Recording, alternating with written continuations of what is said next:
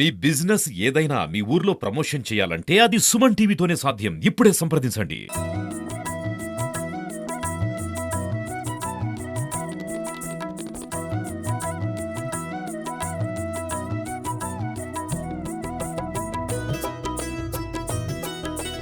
నమస్తే, welcome to Suman TV.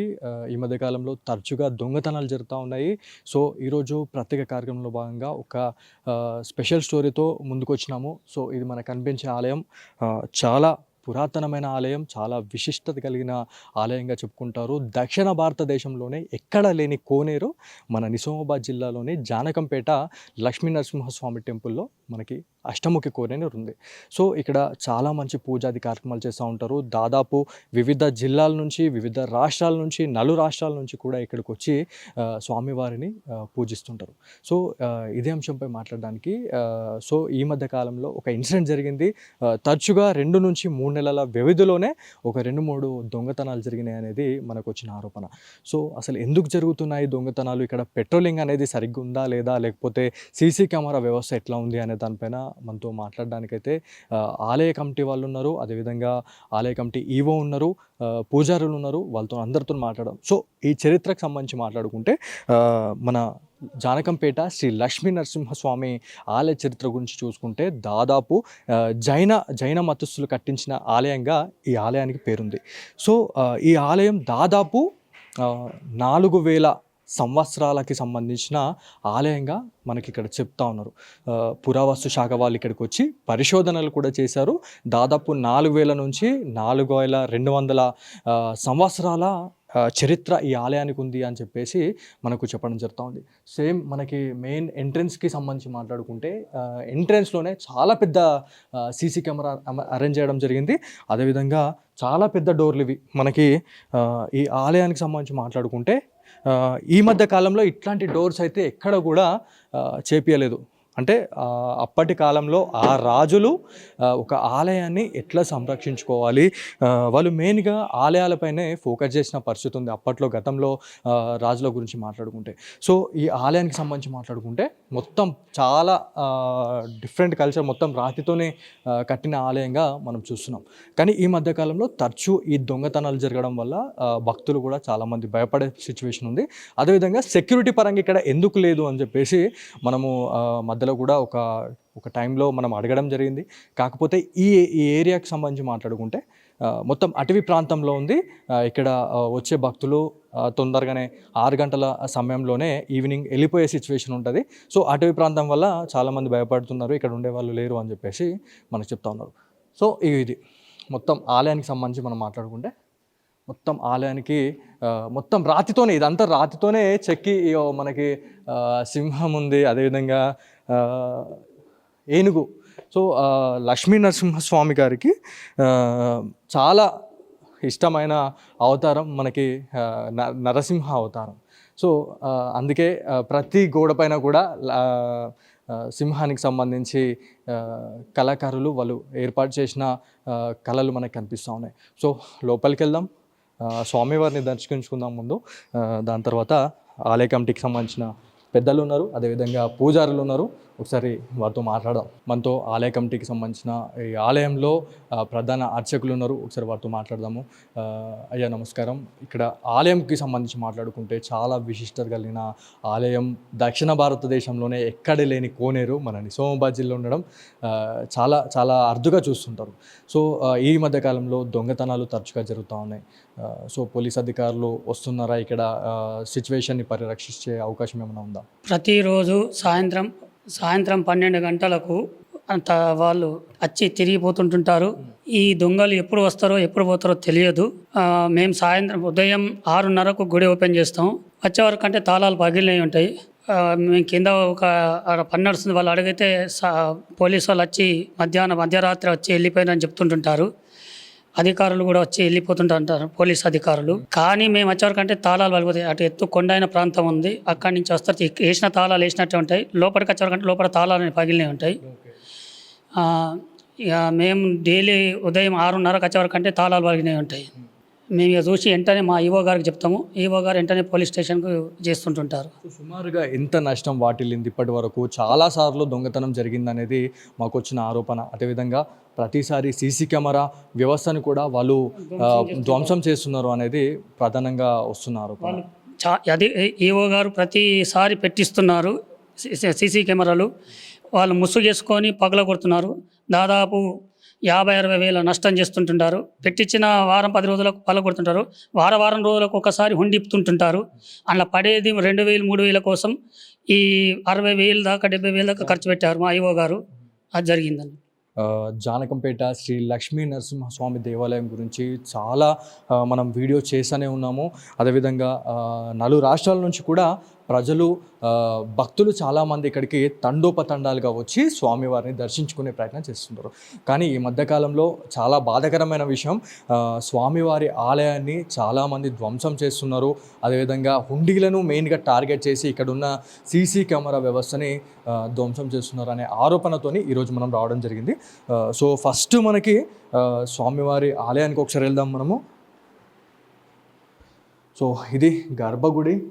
ఆలయానికి సంబంధించి ప్రతి ఒక్కరు ఇక్కడికే వచ్చి స్వామివారిని దర్శించుకొని ఇట్లా వచ్చి ఆ వేలో వెళ్ళిపోతూ ఉంటారు. సో స్వామి గారి గురించి ఒక్కసారి మనం మాట్లాడదాము. సో స్వామివారు శ్రీ లక్ష్మీ నరసింహస్వామి, అఘోర లక్ష్మీ నరసింహస్వామిగా మనకి చాలా రకాలైనటువంటి పేర్లతో మనం పిలుస్తూనే ఉంటాము. స్వామివారు ఇక్కడ స్వయంభూగా ఇక్కడ వెలిసిన తర్వాతనే అప్పటి జైన మతస్థులు, అప్పటి కాలం నాటి రాజులు ఈ ఆలయాన్ని వాళ్ళు నిర్మించారు అని చెప్పేసి మనకి చరిత్ర చెప్తా ఉంది. సో ఆలయ కమిటీకి సంబంధించిన సభ్యులు కూడా మనతో మాట్లాడారు. ఇప్పటికే చాలాసార్లు ఇట్లాంటి ఇన్సిడెంట్లు జరుగుతూనే ఉన్నాయి అని చెప్తా ఉన్నారు. కానీ ఈ ఆలయాన్ని చాలామంది 1000కో 2000కో కకృతి పడి కొంతమంది కేటుగాళ్ళు దొంగతనాలు చేస్తూ ఉన్నారు. సో ఇది నిన్న జరిగిన ఇన్సిడెంట్కి సంబంధించి మనం మాట్లాడుకుంటే మనకి ఇక్కడ కట్టింగ్ చేసారు మొత్తం హుండీని మొత్తం గ్యాస్ కట్టింగ్ చేసి వాళ్ళు హుండీలో నుంచి వాళ్ళు దొంగతనం చేసే పరిస్థితి ఉంది. సో ప్రతి ఆలయంలో మనకి నార్మల్గా కరెంట్ ఉంటూనే ఉంటుంది. కరెంట్ నుంచి వాళ్ళు గ్యాస్ కట్టర్ని యూజ్ చేసేసి వాళ్ళు హుండీని ధ్వంసం చేసి ఈజీగా మనీ తీసేసుకొని ఆ దొంగతనం చేసేసుకొని వాళ్ళు బయటపడుతున్నారు అనేది ప్రధాన ఆరోపణ. సో బయటకు వచ్చేసిన తర్వాత మెయిన్గా 2 హుండీలు ఉన్నాయి స్వామివారికి. 2 హుండీలు ఉన్నాయి.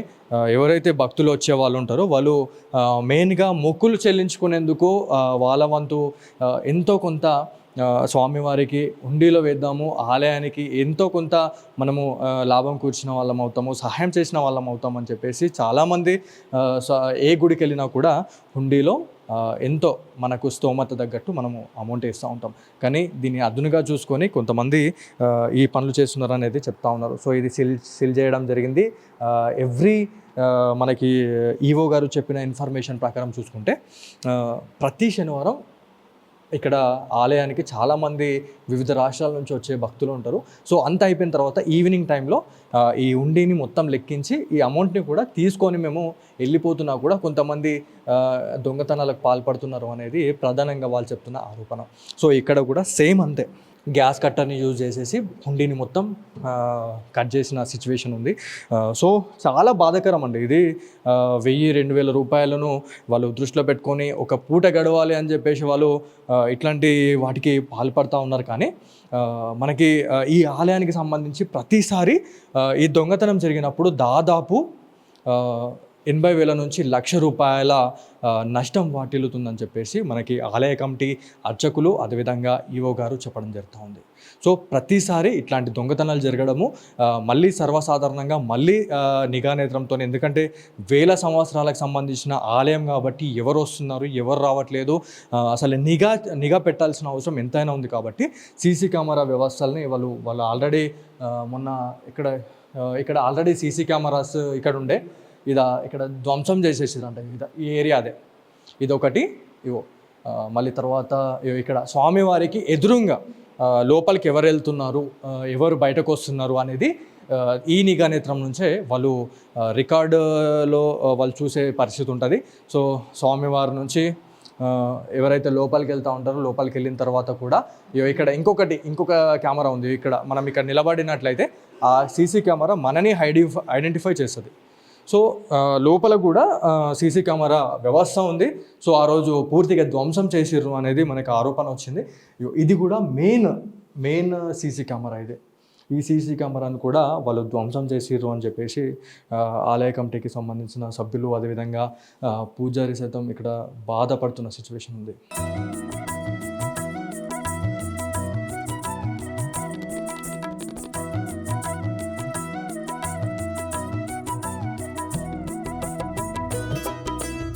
సో ఇదే అంశానికి సంబంధించి మాట్లాడడానికి మనతో జానకంపేట లక్ష్మీ నరసింహస్వామి ఆలయానికి సంబంధించిన ఈవో గారు ఉన్నారు. ఒకసారి వారితో మాట్లాడదాము.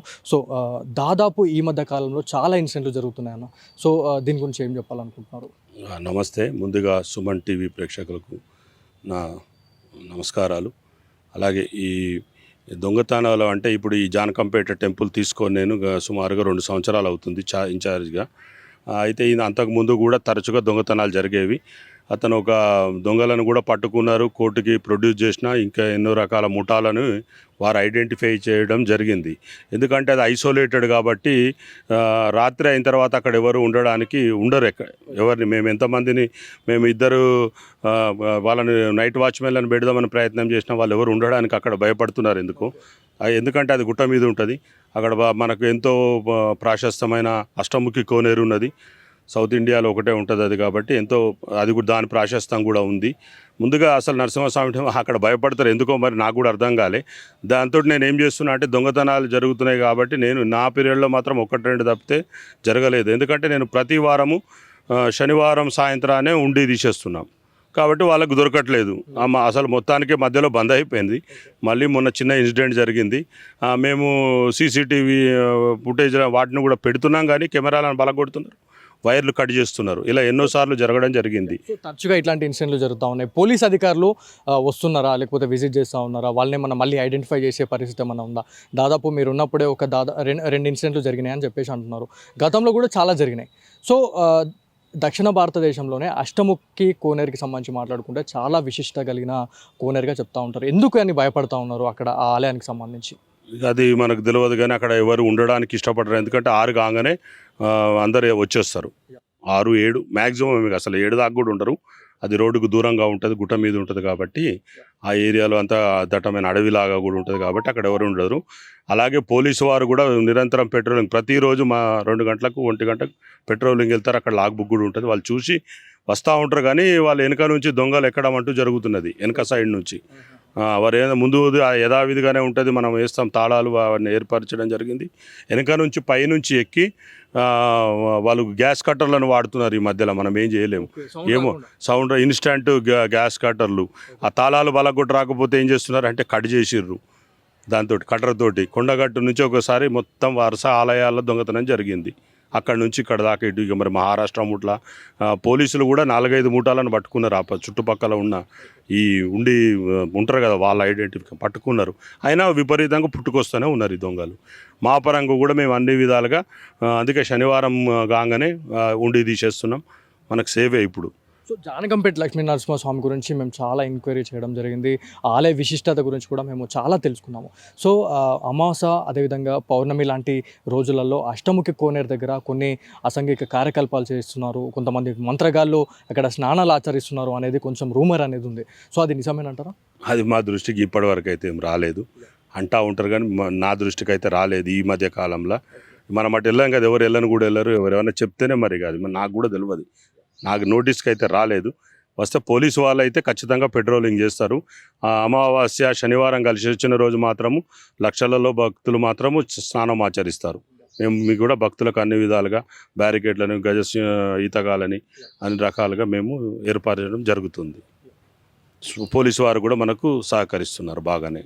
మనం చూడొచ్చు నిజామాబాద్ జిల్లా వ్యాప్తంగా ప్రాచీనమైనటువంటి ఆలయాలే చాలామంది కొంతమంది టార్గెట్ చేయడం జరుగుతూ ఉంది. దొంగతనాలు తరచుగా జరుగుతూనే ఉన్నాయి. సో ఇదే అంశంపై మాట్లాడడానికి మొత్తం మనం ఎంక్వైరీ చేయడం జరిగింది. లక్ష్మీ నరసింహస్వామి దేవస్థానానికి సంబంధించి మాట్లాడుకుంటే 100 ఏళ్ల చరిత్ర కలిగిన ఆలయంగా చెప్పుకుంటారు. సో దాంట్లో ఉన్న అష్టముఖి కోనేరు దక్షిణ భారతదేశంలోనే ఎక్కడ లేని కోనేరు మన నిజామాబాద్ జిల్లాలోని ఏదైతే జానకంపేట లక్ష్మీ నరసింహస్వామి దేవాలయంలో ఉందని చెప్పేసి మనకి ఇప్పటివరకు తెలుసు. కాకపోతే కొంతమంది అమావాస్య అదేవిధంగా పున్నమి రోజులలో అక్కడ అష్టముఖి కోనేరులో కొన్ని స్నానాలు పుణ్య స్నానాలు ఆచరించే పరిస్థితి ఉంది అని చెప్పేసి చెప్తా ఉన్న పరిస్థితి ఉంది. సో అట్లాంటి ఇన్సిడెంట్లు చూసిన తర్వాత చాలామంది అక్కడికి వెళ్ళాలంటే కూడా భయపడుతున్న సిచ్యువేషన్ ఉందని చెప్పి చెప్తా ఉన్నారు. సో అర్ధరాత్రి 2 గంటలు అదేవిధంగా బ్రహ్మ గడియల్లో ఇట్లాంటి స్నానాలు ఆచరిస్తున్నారు అనేది మనకి ఉన్న ప్రాథమిక సమాచారం. సో దీనిపైన చర్యలు తీసుకోవాలా, అధికారులు దీనిపైన ఒక కన్నేసి ఉంచాలి అని చెప్పేసి నిజామాబాద్ జిల్లాకు సంబంధించిన ప్రజలు కోరుతా ఉన్నారు.